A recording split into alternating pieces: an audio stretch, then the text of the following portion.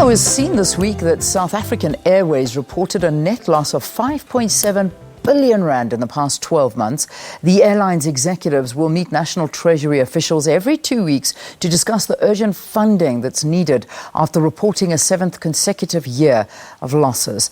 Chief Economist from the Efficient Group, Dawie Roodt, says South Africa is about to see a massive fuel increase, as we've been predicting. Very, very expensive. This is set to come in next month. He's here with us in studio to talk a little bit more about the country's economic outlook currently, and also some global issues that I think we can focus on. Good to see you, Dawie. Thanks so much for coming in. Good morning to you. Thanks. So let's start off with the reports coming out of SAA and their losses. I mean, we know that the airline is in a lot of financial troubles. Yeah. To turn that airline around is going to cost billions, tens of billions. But talk to us about your views on it. Yeah, I think it's important to understand the whole context. It's not only South African Airways. The South African Airways is probably going to cost us, the taxpayers, it's cost us more than 50 billion rands already. And I think what is important to understand is that this is happening while the fiscus is also very deep in financial troubles. The state debt levels today is the highest it's ever been. We've seen substantial tax increases in order to try to fill that gap. We know that Eskom is in serious financial troubles as well.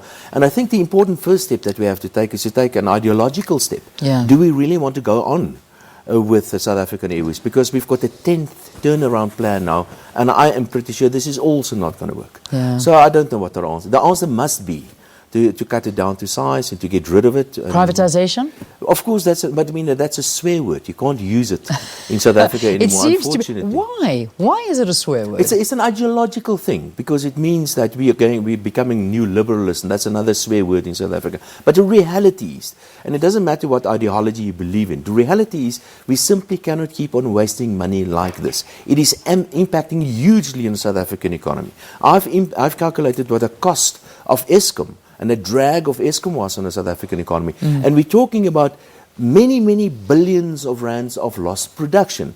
We're talking about many millions of jobs that we could have had if we didn't have Eskom and South African Airways and the other state-run enterprises. Yeah.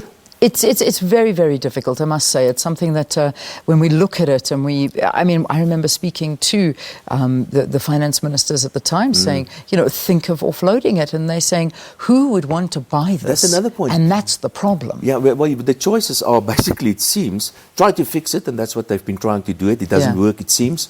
Simply close it down. That's going to cost a lot of money as well. And we can't really privatize it, because who's going to buy it? I won't pay 1 rand for South African Airways. Yeah. They're asking for another 21 billion rand just to keep the whole thing afloat. Yeah, and that's one of the big issues. All right, so that's kind of looking at our private entities now. But this is something I suppose we do need to focus on. It is our national airline. Is it important for a country to have a national airline? I can't see why. Why on earth do you want a national airline? You can take any airline and just put the South African flag on it if you like. You don't need a national airline. I think there's this thing about having a national airline. Why on earth do you want a national airline? The reason why we have a government is to create an environment for the private sector to do what they can do well, and that's to create wealth. Yeah. The job of government is to look after people, provide housing, education and stuff like that. Don't fly rich people around in an airplane. That's not the job of government. Get out of that business. That's certainly not what they should be doing. All right. Let's talk about the fuel price, because, rich people flying around, but everybody needs the fuel price to get around the city. So talk to me about this. I mean, we are about to hit record highs in our fuel price. I mean, we're going to bash through that 15 rand mark, and this is going to hit everybody. What's driving it? Yeah. Unfortunately for us in South Africa, we've got a huge country. And if we want to move stuff from A to B, it costs a lot of money. And you use energy for that, and we use petrol for that. And what we've seen recently is quite a significant increase in the international oil price. And there are many political reasons, international political changes behind that increase in the oil price. And I'm afraid if this tension international keeps on then, or continues, then I'm afraid we could see a further increase in the oil price. But that, of course, impacts on South Africa. Oil is our most important import product. And we've also seen recently weakness in the South African currency vis-a-vis the American dollar. So I'm afraid that the knock-on effect of a weaker currency as well as a higher international oil price is going to lead to a further increase in the petrol price. And we're talking about 75 cents a litre or so. It's a big increase. Diesel probably around about 80 or 85 cents a litre or so. And that will have a knock-on effect on inflation in South Africa.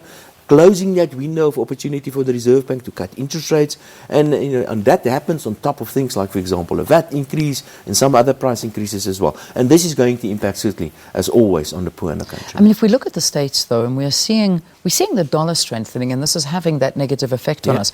What is happening in the States? Well, I think that is perhaps the most important international story at the moment. Of course, there are a lot of geopolitical developments happening internationally, but from an economic point of view, the Americans have decided to start increasing interest rates. And there are reasons behind that. The economy is doing quite well. Unemployment levels are very, very low in the United States, and there are signs that inflationary pressures are building up in the US. Under these sort of circumstances, and they have very low interest rates. So under these sort of circumstances, you do what central banks are supposed to do, and you start increasing interest rates. And remember, there are many different interest rates. You get short-term interest rates, medium-term, and long-term interest rates. And what has happened the past 2 weeks or so is that a very important benchmark interest rate that is market determined mostly is the 10-year interest rates in the United States. Now that is broken through 3%. It's very low in our terms, but for the Americans that's quite a substantial increase in interest rates, telling us that the market is anticipating further increases in interest rates in the US.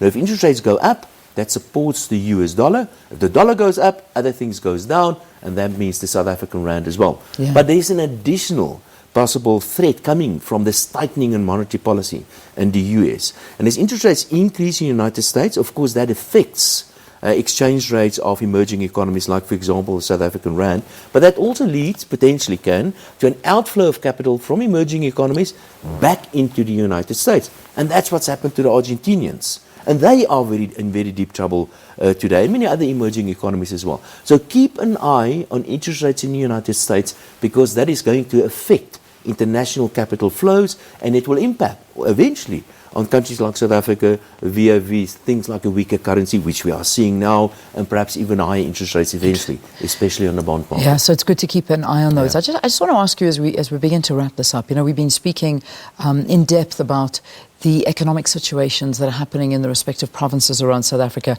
I think the Northwest obviously stealing the crux of the attention, talking about what a dire state they're in. Financially, the municipalities are bankrupt, that this money it's disappeared, and it's been, used and abused, and the people are really struggling. It's now fallen under the national government. Of course, we look at the coffers of the Free State, we look at the Eastern Cape, we look at, the story is big. What is this doing to us? Yes, we entered into this new dawn that we've been, we're looking at, and there seems to be a lot more positivity around South Africa. And yet when you dig deeper, there seems to be a lot of problem. What is this doing to our coffers? We started off the year really on a big bang. With the new president, the new political, well, in a way, it's not finished yet. There's probably going to be a lot of political changes still. And I think we will have this political uncertainty until at least the next election. We have a new president, but he's still trying to consolidate his political power. In the meantime, all these skeletons are falling out of the closet. We've got the municipalities, the state-owned enterprises, and we're making nice progress. I think the change of the boards in the various state-owned enterprises, that was an excellent move and a very absolute necessary to do. But the local municipalities are horribly run. But more importantly, I think, in a way, is that it seems to me as if there's a lot of, and well, I think political analysts will all confirm this, there's a lot of political infighting within the ruling ANC. And you can point to things like the provinces like KZN, to Northwest Province, and it's difficult to fix an economic and financial problems if you don't have proper political control over everything, and that's unfortunately where we are. And I think local and international investors will wait for more political clarity and stability in South Africa before we can really expect those huge amounts of investment in South Africa and the consequence or the stronger economic growth because of that. Politics, as always, is making and breaking things. Yeah, it really is, and it doesn't seem that anywhere is immune to it. I mean, you're even looking at the Western Cape and the issues within the Western Cape. I mean, everybody looks towards the Western Cape and says, yeah, but this is our tourism hub, and, things are so great there. But is it that great? I mean, what's this infighting between the DA surely is having a massive repercussion on the runnings of the municipality as well. Without a doubt. And there's a lot of infighting in the DA as well. And if you try to analyze, as an analyst myself, I try to figure out what the DA stands for, and what it seems to me is that the DA is trying to do to the ANC what the ANC did to the National Party. They're trying to take over their economic policies in a way. And so there's a lot of uncertainty in terms of policy, not only for the ANC, but certainly for the DA as well. Last year, you made quite an interesting and bold comment saying that South Africa was heading for a Zimbabwe-type scenario. This was obviously still under the presidency of our former president, Jacob Zuma. How are you feeling now? I mean, a lot of things are coming out now that we knew about, but we're now seeing the facts coming through. Where are we? No, I didn't say that. But and the reason why I didn't say that is because I don't think South Africa is on its way to become a Zimbabwe.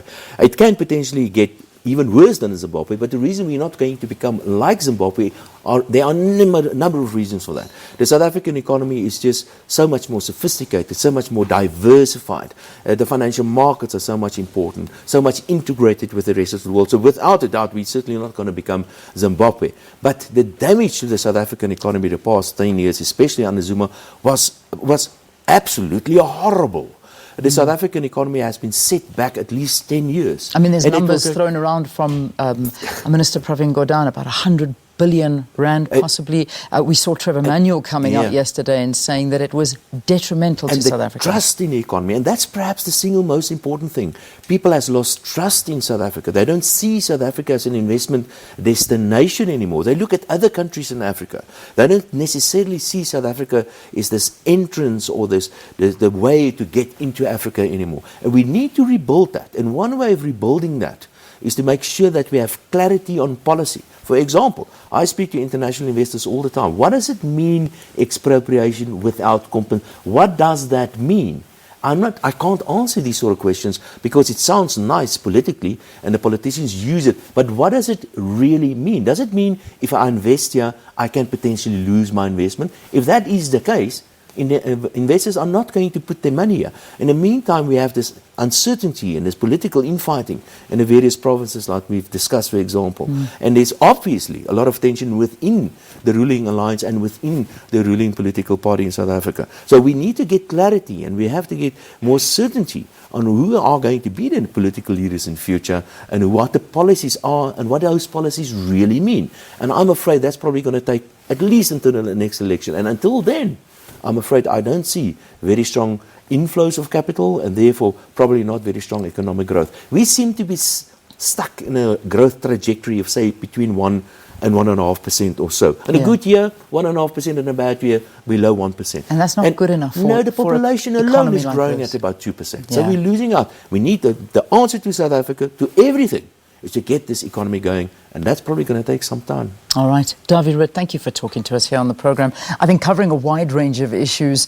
Dawie, of course, is an economist from the Efficient Group, talking SAA, talking the fuel hikes, talking land, talking the US, you name it. We've tried to touch on as much as we can about the economy here this morning. Right, let's take a break, and when we return, believe it or not, we'll have your news at 7. Do stay tuned.